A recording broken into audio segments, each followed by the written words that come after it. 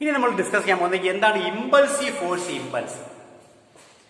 Impulsive force നമ്മൾ നേരത്തെ പറഞ്ഞു, മൊമെന്റം പറഞ്ഞു, മൊമെന്റവുമായിട്ട് ബന്ധപ്പെട്ട ഫോഴ്സിന്റെ റിലേഷൻ പറഞ്ഞു. എന്താണ് ഇമ്പൾസീവ് ഫോഴ്സ്? ഒരു എക്സാമ്പിൾ ഞാൻ പറയാം. നിങ്ങൾ ആണി ഒരു ഭിത്തിയിൽ തുളച്ച് കയറ്റുകയാണ്, അടിച്ചു കയറ്റുകയാണ്, ചുറ്റുക ഉപയോഗിച്ച്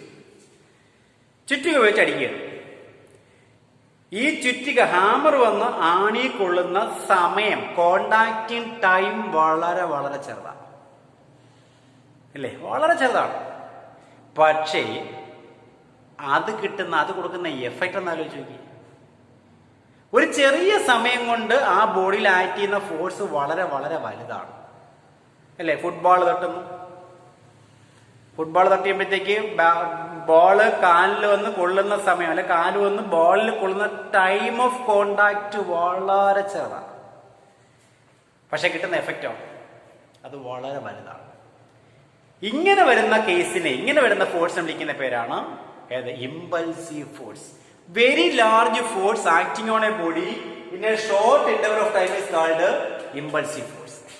വളരെ ചെറിയ സമയം കൊണ്ട് ഒരു ബോഡിയിൽ ആക്ട് ചെയ്യുന്ന വളരെ വലിയ ഫോഴ്സിനെ വിളിക്കുന്ന പേരാണ് ഇമ്പൾസീവ് ഫോഴ്സ്. ആ ഇമ്പൾസീവ് ഫോഴ്സിന്റെ ടോട്ടൽ എഫക്റ്റിനെ വിളിക്കുന്ന പേരാണ് impulse. The net effect of impulsive force, ആ ഇമ്പൾസീവ് ഫോഴ്സിന്റെ ആകെ തുകയും അവളെ ആകെ എഫക്റ്റിനെ വിളിക്കുന്ന പേരാണ് ഇമ്പൾസ്. ആ ഇമ്പൾസ് മെഷർ ചെയ്യുന്നത് കൊടുത്ത ഫോഴ്സ് ഇൻറ്റു ടൈം എടുത്താണ്. ഇമ്പൾസീവ് ഫോഴ്സ് ഇൻറ്റു ടൈം എടുത്താൽ എന്തായി? ഇമ്പൾസ് ആയി. അപ്പൊ ഇമ്പൾസ് കാൽക്കുലേറ്റ് ചെയ്യുന്നത് എങ്ങനെയാ? Impulse equal to force into time. Impulse equal force into time. അപ്പൊ ഇമ്പൾസ് ഐ ഈക്വൽ ടു എനിക്ക് എഫ് ഇൻറ്റു ടി എന്നില്ല. Impulse I equal to F T. Force into time ആണ് ഇമ്പൾസ് എന്ന് പറയുന്നത്.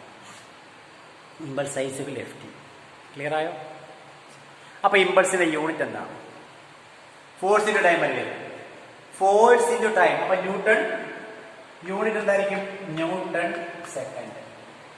അപ്പൊ ഡയമെൻഷൻ ഓഫ് ഇമ്പൾസ് എഴുതി കഴിഞ്ഞാൽ ml t raised to minus 2 into t equal to ml t raised to minus 1.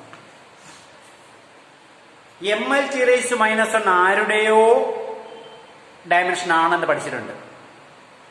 ഓർക്കാൻ പറ്റുന്നുണ്ട് ആരുടെയാണെന്ന്?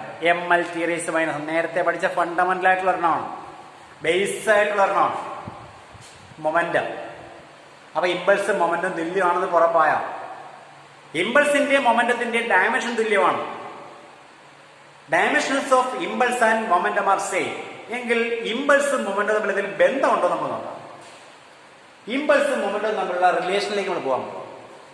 നമുക്കറിയാം force F is equal to M into A എന്നതിൽ കൂടെ. Force F is equal to M A ആണല്ലോ, സംശയമില്ല, സെക്കൻഡല്ല. ഇനി നമുക്ക് M into V minus U by T എന്നതിൽ കൂടെ. കാരണം ആക്സിലേഷൻ എന്ന് പറയുന്നത് വെലോസിറ്റി ചേഞ്ച് ബൈ ടൈം അല്ലേ. അപ്പൊ V minus U by T അല്ലേ. അപ്പൊ F is equal to M into V minus U. അപ്പൊ എഫിന്റെ കൂടെ ഈ ടി കൂടെ വരട്ടെ. അപ്പൊ F T is equal to എന്ത് എഴുതാം? M V minus M U എന്നതിൽ കൂടെ. എഫ് ടി എന്ന് വെച്ചാൽ അത് ഇമ്പൾസ് അല്ലേ. Impulse equal to final momentum minus M V എന്ന് പറയുമ്പോൾ ഫൈനൽ മൊമെന്റം അല്ലേ, എം യു ഇനിഷ്യൽ മൊമെന്റം അല്ലേ. അപ്പൊ final momentum minus initial momentum എന്ന് വെച്ചാൽ അത് ചേഞ്ച് ഇൻ മൊമെന്റം അല്ലേ. അപ്പൊ impulse impulse equal to change in momentum. അപ്പൊ ഒരു പുതിയൊരു പ്രിൻസിപ്പിൾ കിട്ടി. ഒരു ബോഡിക്കകത്തായിട്ടുള്ള ഇമ്പൾസ് എന്ന് പറയുന്നത് ആ ബോഡിക്ക് ഉണ്ടാകുന്ന ചേഞ്ച് ഇൻ മൊമെന്റത്തിന് തുല്യമാണ്, മൊമെന്റത്തിന് തുല്യമല്ല. Impulse not equal to momentum. Impulse momentum തുല്യമല്ല, പക്ഷെ ഇമ്പൾസ് ഒരു ബോഡിക്ക് ഉണ്ടാകുന്ന ചേഞ്ച് ഇൻ മൊമെന്റത്തിന് തുല്യമാണ്. അപ്പൊ ചേഞ്ച് ഇൻ മൊമെന്റം കണ്ടുപിടിച്ചാൽ ആ ചേഞ്ച് ഇൻ മൊമെന്റം തന്നെയായിരിക്കും ഇമ്പൾസ് എന്ന് പറയുന്നത്, നോ ഡൗട്ട്. ആ പ്രിൻസിപ്പിളിനെ വിളിക്കുന്ന പേരാണ് impulse momentum principle. What is impulse momentum principle? State impulse momentum principle എന്ന് ചോദിച്ചാൽ ഇങ്ങനെ പറയാം. ഒരു ബോഡിക്ക് ആക്ട് ചെയ്യുന്ന ഇമ്പൾസ് എന്ന് പറയുന്നത് ആ ബോഡിക്ക് ഉണ്ടാകുന്ന ചേഞ്ച് ഇൻ മൊമെന്റത്തിന് തുല്യമാണ്. അപ്പൊ എന്താ ഇമ്പൾസ്? Impulsive force. എന്താ impulsive force? Very large force acting on a body in a short interval of time. വളരെ ചെറിയ സമയം കൊണ്ട് ഒരു ബോഡിയിൽ ആക്ട് ചെയ്യുന്ന വളരെ വലിയ ഫോഴ്സിനെ വിളിക്കുന്ന പേരാണ് ഇമ്പൾസീവ് ഫോഴ്സ്. ആ ഇമ്പൾസീവ് ഫോഴ്സിന്റെ നെറ്റ് എഫക്റ്റ് ആണ് ഇമ്പൾസ്. ആ ഇമ്പൾസ് എങ്ങനെ മെഷർ ചെയ്യാം? Impulse is measured as the product of force and time. Force into time ആണ് ഇമ്പൾസ് എന്ന് പറയുന്നത്. ആ ഇമ്പൾസ് എന്ന് പറയുന്നത് മൊമെന്റവുമായിട്ടുള്ള ബന്ധം ചോദിച്ചു കഴിഞ്ഞാൽ ഇമ്പൾസും മൊമെന്റം ഡയമെൻഷനലി ഈക്വൽ ആണെങ്കിലും രണ്ട് ക്വാണ്ടിറ്റിയും ഈക്വൽ അല്ല. ഒരു ബോഡിയിൽ ഉണ്ടാകുന്ന ഇമ്പൾസ് എന്ന് പറയുന്നത് ആ ബോഡിക്ക് ഉണ്ടാകുന്ന ചേഞ്ച് ഇൻ മൊമെന്റത്തിന് തുല്യമാണ്. അപ്പൊ ഇമ്പൾസ് കണക്കാക്കാൻ പറഞ്ഞാൽ നിങ്ങൾ എന്ത് ചെയ്താൽ മതി? ആ ബോഡിക്ക് ഉണ്ടാകുന്ന ചേഞ്ച് ഇൻ മൊമെന്റം കണക്കാക്കിയാൽ അത് തന്നെയാണ് ഇമ്പൾസ്. ഈ പ്രിൻസിപ്പിൾ വിളിക്കുന്ന പേരാണെന്ത്? Impulse momentum principle. അപ്പൊ impulse acting on a body is equal to change in momentum. അങ്ങനെയാണെങ്കിൽ ഈ ചേഞ്ച് ഇൻ മൊമെന്റം കണ്ടുപിടിക്കുന്ന ചില കേസുകൾ പറയാൻ പറ്റും. ചില കേസുകൾ, ഒരു ബോൾ എം മാസുള്ള ഒരു ബോൾ, ഇത് മോളിൽ താഴേക്ക് വന്ന് വീഴുന്നു, തറയെ വന്നിടിക്കുന്ന സ്പീഡ് വി. തറയെ വന്നിടിച്ച സ്പീഡ് വി. തറയെ വന്നിടിച്ചു കഴിഞ്ഞാൽ സ്വാഭാവികമായിട്ട് എന്ത് ചെയ്യും? ആ ബോള് തറയിൽ തട്ടി റീബൗണ്ട് ചെയ്യും. ചെയ്തില്ലേ? റബ്ബർ ബോൾ തറയെ വന്ന് വീഴുന്നു, സ്പീഡ് വി ആണ്, റീബൗണ്ട് ചെയ്യുന്നു. റീബൗണ്ട് ചെയ്യുന്ന സ്പീഡും വി ആണ് സങ്കല്പിക്കുക. വെലോസിറ്റി നഷ്ടമൊന്നുമില്ല. വന്നിടിച്ചതും വി, തിരിച്ചു പോയതും വി. എങ്കിൽ ആ ബോഡിയുടെ ചേഞ്ച് ഇൻ മൊമെന്റ് എത്ര? ഇതാണ് ക്വസ്റ്റ്യൻ. മനസ്സിലായില്ലേ? അപ്പൊ നിങ്ങളുടെ മനസ്സിലൊന്ന് ആൻസർ ഒന്ന് പെട്ടെന്ന് പറഞ്ഞു നോക്കി. വന്നിടിച്ചത് വി അല്ലേ? തിരിച്ചു പോയതും വി. അപ്പൊ വന്നിടിക്കുമ്പോഴുള്ള മൊമെന്റം എം വി, മാസിന്റെ വെലോസിറ്റി. തിരിച്ചു പോകുമ്പോഴുള്ളതും എത്ര? മാസിന്റെ വെലോസിറ്റി എം വി. അപ്പൊ വന്നിടിക്കുന്നത് എം വി, തിരിച്ചു പോയത് എം വി. അപ്പൊ ചേഞ്ച് എത്ര? ആൻസർ കിട്ടി അല്ലേ? എത്ര? വന്നിടിച്ചത് എം വി, തിരിച്ചു പോയത് എം വി. അപ്പൊ ആൻസർ എത്ര? ചേഞ്ച് ഇൻ മൊമെന്റ് എത്ര? ഞങ്ങൾ കിട്ടിയ ആൻസർ 0 അല്ലേ? 0 അല്ലേ? ആണ്. നിങ്ങൾ കിട്ടിയ ആൻസർ 0 ആണ്. പക്ഷേ 0 അല്ല. അവിടെ ആൻസർ 0 അല്ല. അപ്പൊ എന്തോ കുഴപ്പം സംഭവിച്ചു. എന്താണെന്ന് നോക്കാം നമുക്ക്. വന്നിടിച്ചത് എന്താണ്? എം വി ആണ്. റീബൗണ്ട് ചെയ്ത് പോയതും എം വി ആണെന്ന് പറഞ്ഞു. പക്ഷെ റീബൗണ്ടിങ് ഡയറക്ഷൻ എങ്ങോട്ടാ? വന്നിടിച്ച ഡയറക്ഷനിലാണോ റീബൗണ്ട് ചെയ്യുന്നത്? വന്നിടിക്കുന്ന താഴേക്കാണെങ്കിൽ റീബൗണ്ട് ചെയ്യുന്നത് മുകളിലോട്ടല്ലേ? അപ്പൊ രണ്ട് ഡയറക്ഷനിലായില്ലേ? മൊമെന്റം വെക്ടർ അല്ലേ? ഇപ്പൊ ക്ലിയർ ആയി. അപ്പൊ ഒരു മൊമെന്റം പോസിറ്റീവ് ആണെങ്കിൽ അടുത്ത തിരിച്ചുള്ള മൊമെന്റം നെഗറ്റീവ് എടുക്കണം. അപ്പൊ എന്ത് ചെയ്താം? ഇനിഷ്യൽ മൊമെന്റം എത്ര? Initial momentum equal to M, മാസിന്റെ വെലോസിറ്റി. ഫൈനൽ മൊമെന്റം എത്ര? ഫൈനൽ മൊമെന്റം എത്ര? എം വി തന്നെയാണ്, പക്ഷെ തിരിച്ചല്ലേ പോയേക്കുന്നത്. അപ്പൊ എന്ത് ചെയ്യണം? ഈ രണ്ട് മൊമെന്റവും സെയിം ഇൻ മാഗ്നിറ്റ്യൂഡ് ആണ്, ഒരിക്കലും ഡയറക്ഷൻ ഈക്വൽ അല്ല. അപ്പൊ തിരിച്ചല്ലേ പോയേക്കുന്നത്. So it is minus M.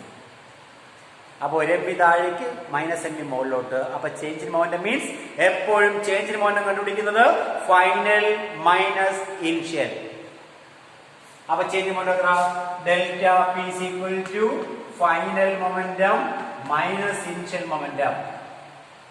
That is equal to minus mv minus mv minus mv minus mv minus mv minus mv minus 2mv minus 2mv. അപ്പൊ delta P is equal to എത്ര? Delta P is equal to minus 2mv. ആ momentum ചേഞ്ചിന്റെ magnitude മാത്രം എടുത്താലോ? ഞാൻ direction എടുക്കുന്നില്ല, magnitude മാത്രം negative ഒഴിവാക്കി കഴിഞ്ഞാലോ? മോഡുലസ് ഓഫ് ഡെൽറ്റ പി എടുത്തു കഴിഞ്ഞാൽ ഇവിടെ എത്ര? 2mvi. നേരത്തെ ഇട്ട് നിങ്ങൾ ആൻസർ 0 അല്ലേ? ആൻസർ നിങ്ങൾക്ക് കിട്ടിയ ആൻസർ 0 ആണ്. പക്ഷെ ഇപ്പൊ കിട്ടിയ ആൻസർ എത്ര?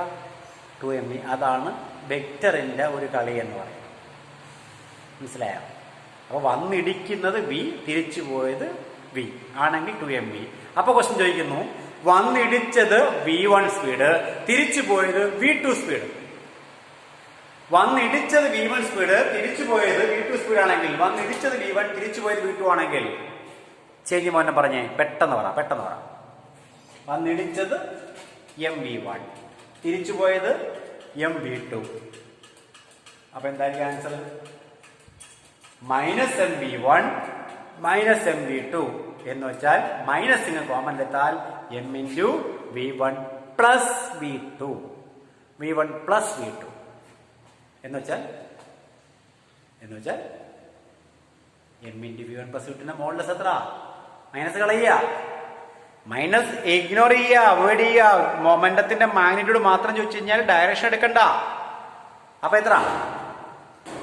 Delta P = m × v1 plus v2. v1 v2 equal ആയാൽ v1 പ്ലസ് v2 2v. ഇപ്പൊ മൊമെന്റ് 2m. ക്ലിയർ ആയോ? അപ്പൊ ഇമ്പൾസീവ് ഫോഴ്സ്. അപ്പൊ ഇനി ചോദിക്കും ടൈം ഓഫ് കോണ്ടാക്ട് പറഞ്ഞാൽ ഫോഴ്സ് എത്ര? ചിലപ്പോ അങ്ങനെ ചോദിച്ചോളേ. ടൈം ഇതേ കേസിൽ ചോദിക്കുന്നത് വന്നിടിക്കുന്ന ടൈം ഓഫ് കോണ്ടാക്ട് 0.1 സെക്കൻഡ് എങ്കിൽ ഫോഴ്സ് എത്ര? ഇമ്പൾസീവ് ഫോഴ്സ് എത്ര? ഇടിച്ച ഫോഴ്സ് എത്ര? മൊമെന്റ് ചേഞ്ച് കിട്ടിയ rate of change of momentum അല്ലേ force? Rate of change of momentum, change of momentum കിട്ടി അതിന്റെ റേറ്റ്. അപ്പൊ ഡിവൈഡ് ബൈ എന്തെഴുതാ മതി? അപ്പൊ force F = impulsive force F = delta P by T എടുത്താ പോരെ? എന്ന് വെച്ചാൽ 2mv ഡിവൈഡ് ബൈ ടി എടുത്താ മതി. Delta P = 2mv by T എടുത്താൽ മതി. അപ്പൊ force F = 2mv by T എന്ന് കിട്ടും. ക്ലിയർ ആയോ? ഇതാണ് മൊമെന്റം ചേഞ്ചിന്റെ ഒരു കേസ് എന്ന് പറയുന്നത്. ഇനി 2 കേസും കൂടിയുണ്ട്. അതാണ് നമ്മൾ അടുത്ത ഡിസ്കസ് ചെയ്യാൻ പോകുന്നത്.